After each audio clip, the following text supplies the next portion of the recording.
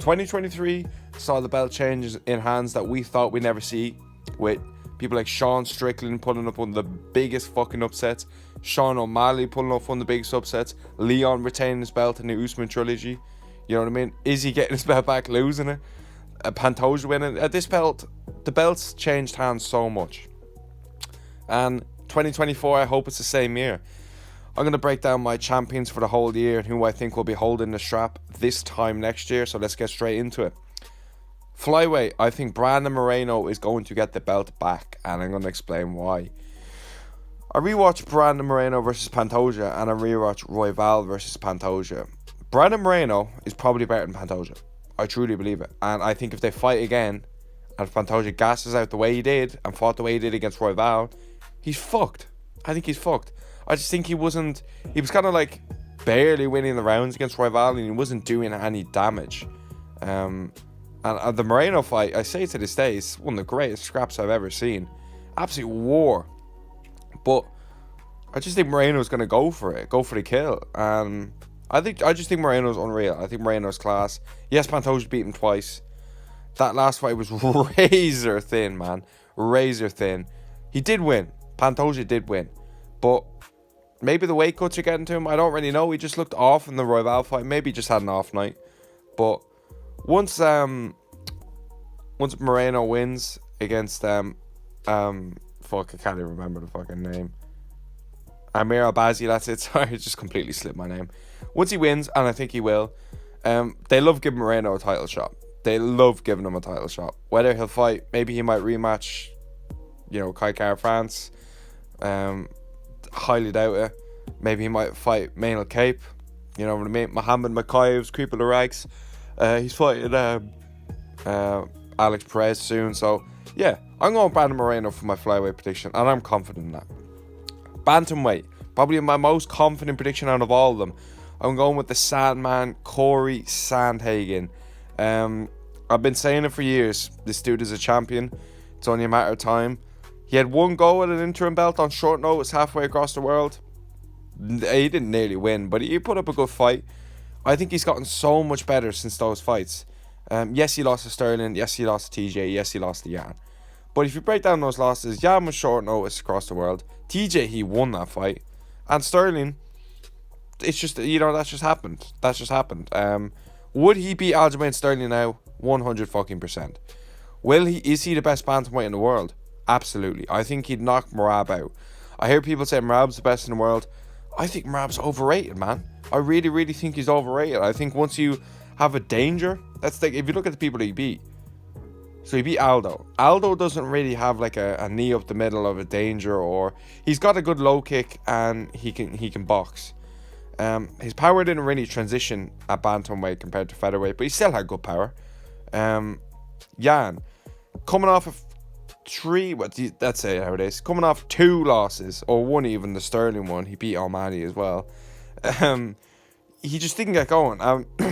Like, Jan doesn't have that same. Jan's slow starter, and Jan's so good at boxing, and like, he doesn't really have great power. Well, the thing about Corey is why I'm so confident he'd knock Merab out. It's those flying knees and the submission threat. If Merab is up against the cage, and let's say he gets Corey down, I don't think Corey's going to be too fussed. I think he will try to get up, obviously, but I think he's got a good submission game, and I think he could submit Merab even. I do think he'd knock him out with like a knee, to be quite honest with you. He's got so many tools in his arsenal, and I think he's the most complete bantamweight. I do think he beats O'Malley as well. I think he'd probably take him down and wrestle him. That's why I'd be confident in him beating O'Malley. But yeah, I think Corey Sandhagen is probably the most complete bantamweight. The only area he's not as good at, as compared to maybe O'Malley, is the boxing. That's the only area. That's the only area I think he needs to do well in. But he's still a good boxer, but he's not the best in the division, and I don't think he has the best power either, to be quite honest with you. But yeah, featherweight. This one's going to surprise a few of you. I'm going with Max Holloway. I do not think Volkanovski is going to be in the division this time next year for a few reasons. I think there's a chance he loses to Topuria.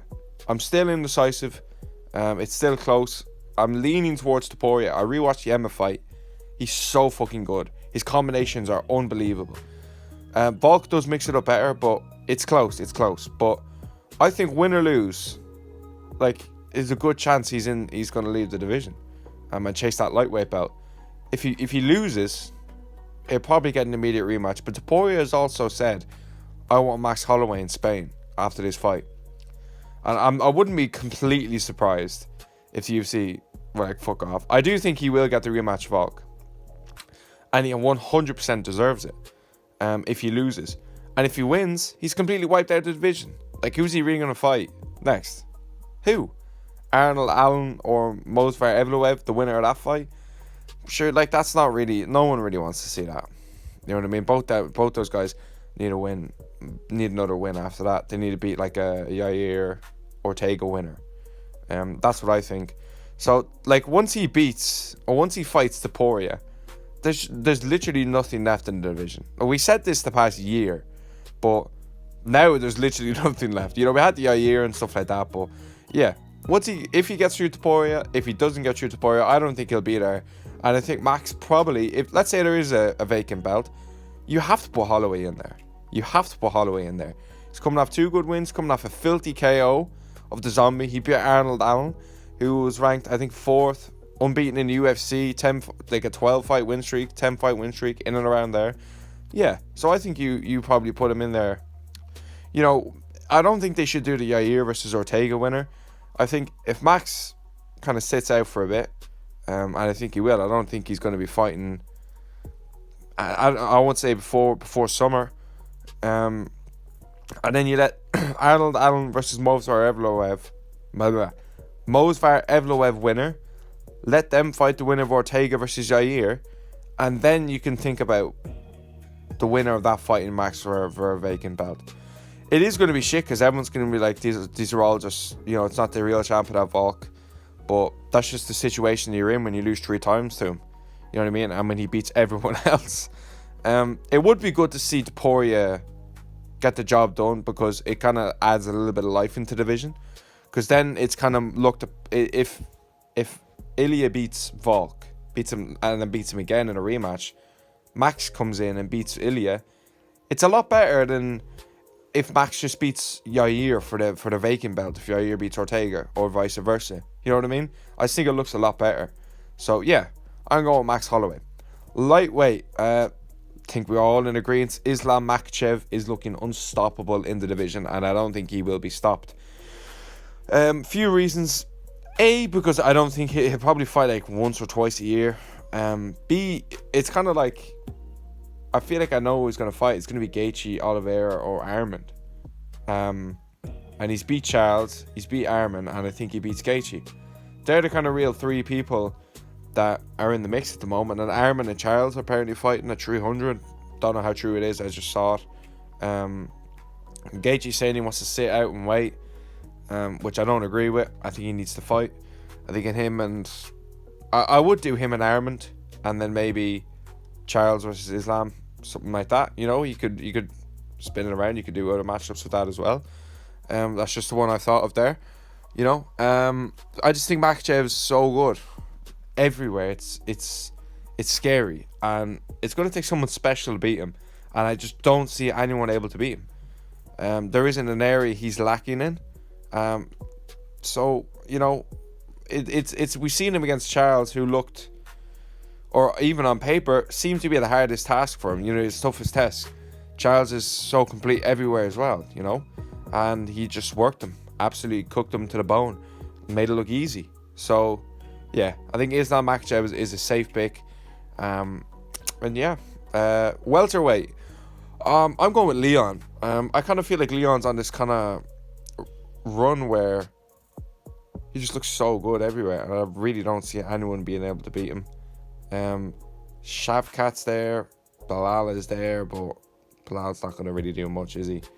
Shavkat's probably the kind of toughest test for him, but then again, I don't really know like who else you put him in there with apart from them two. MVP is now in the UFC, but he's still got a lot of work to do. He's probably 3 fights away from a title fight. So yeah, I think Leon's looking so good everywhere. In the Colby fight, it really, really impressed me with how good he was everywhere. Like, he's just so complete, and I don't think I've ever seen I don't think Usman was this complete even in his prime. Someone that can mix it up everywhere and is confident everywhere. The only thing I'm a little bit worried in is his gas tank, but I think, you know, you can improve your gas tank, you know. So, and he's gone 5 rounds for years now, so it's not like it's an issue. So yeah, I'm going with Leon with that one. Middleweight, this one's a little bit tricky. I'm going to go with Dricus du Plessis because I think he's going to beat Sean Strickland. I think he's going to be an active champ as well, but he's so awkward and almost so bad that he's actually hard to beat. I really don't understand how he's fighting for the belt and is probably going to win, because I think he's so average that he's good. Like, I just can't believe it. It just doesn't make sense. He's such a weird style. I don't even think he's that good. I really don't. I don't think Dricus is that good, but he just seems to win. And he just seems to win in the weirdest way as possible. Like, he's only got 1 decision in the UFC against Brad Tavares. And, you know, Brad Tavares is tough as they come. His chin is insane. So, yeah, I'll go Dricus. I think he knocks Strickland out. I'm confident he's going to get the win. And good thing about Dricus is I think he'll be an active champion.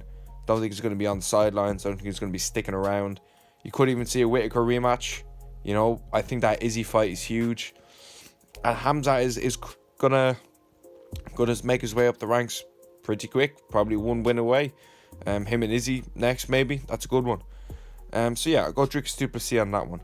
Light heavyweight. Now, this division's kind of all over the place at the moment, but I'm going with Ankalaev. Because Ankalaev is fighting Johnny Walker next. And I think if he beats Johnny Walker, maybe fights like the winner of Rakic versus Prohaska, I think he's going to be fighting for the belt. And by that stage, I feel like Pereira, Jamal Hill will have fought. And I think Pereira wins that fight. Close fight, but I think he wins that fight. And I think Ankalaev would be the first real, like, heavy wrestling based person Pereira's fought. Obviously he fought Blachowicz, but Blachowicz's name is the Polish Power. He's known for his power, he's knocking out. He's got good grappling obviously, but yeah, I think he's better than Blachowicz on the ground. Ankalaev. So yeah, I'll go with Ankalaev on this one. He disappointed me in the last title fight he had this time last year, but yeah, it is what it is, man. So yeah, light heavyweight and going Blachowicz. Heavyweight, I think we're all in agreement on this one. Tom Aspinall is going to have the belt, and I think he's going to have the belt for a long time, bro. This guy, the fact him and Jones aren't fighting, he's going on a massive Twitter rant, and I couldn't agree with more of what he's saying. Stipe doesn't deserve this fight. No one gives a fuck about this fight, about Jones versus Stipe. Nobody cares at all. The only person that cares is Dana. He's the only one that cares, but Tom Aspinall is looking so good everywhere. It's insane, man. He's just knocking people out. He's submitting people left, right, and center. I genuinely just can't see anyone beating him. Like, I really can't. Obviously, let's take out Jones and Stipe, because I think by the time Tom is fighting for the real belt, they'll both be gone. I think the hardest fight in the division is probably Cyril Gane. And a lot of people are like, oh, what are you on about? Like, Aspinall runs through Cyril Gane. Like, Cyril Gane's so bad. Look what Jones did to him. I think Cyril Gane's better than that fight. I think Cyril Gane is better than that fight. And I think that's an insanely good fight. I just think Tom is so much better than the competition in front of him. I think his footwork, his movement, his speed, his power as well, his grapple, like everywhere. He's the complete package. He's really the complete package. I feel like the champions now, I feel like I've been saying a bit of a pattern in this video. The champions seem to be so complete everywhere. It's not just kind of like Khabib, where he had grappling, and that's all he was known for. They seem to be just good everywhere. And it shows the sport's heading in the right direction, man. Shows the sport's heading in the right direction. So yeah, that's my champions for 2024 prediction. Let me know what you think in the comments. Thanks for watching.